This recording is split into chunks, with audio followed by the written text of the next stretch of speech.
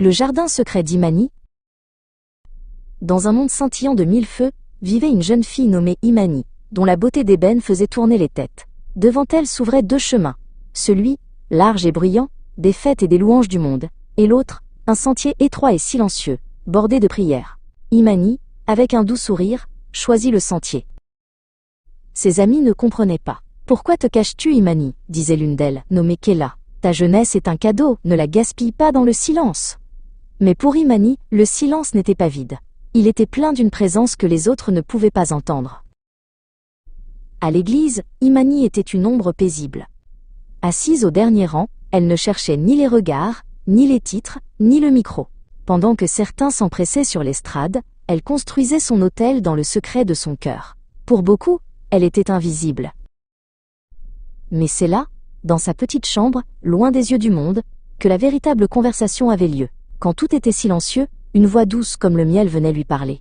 Ce n'était pas dans le tonnerre, mais dans un murmure que le Seigneur la rencontrait. Il lui révélait des choses cachées, des trésors de sagesse que nul livre ne contenait. Il lui montrait les cœurs, pensait ses blessures avant même qu'elle ne les sente, et lui promettait un avenir tissé de sa grâce. Chaque révélation était une perle qu'elle gardait précieusement. Pendant ce temps, dans le bruit des assemblées, certains cherchaient à se faire un nom.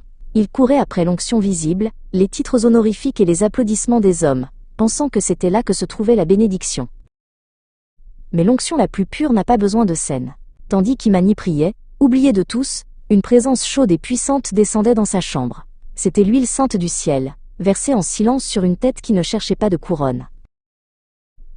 Le Seigneur n'a pas besoin de l'approbation des hommes pour bénir ses enfants.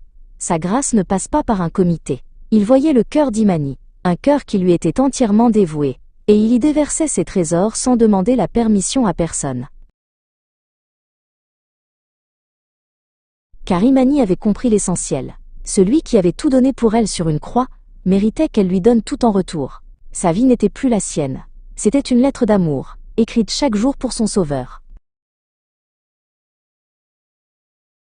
Aux yeux du monde, Imani était peut-être invisible, une fleur cachée dans le jardin de Dieu.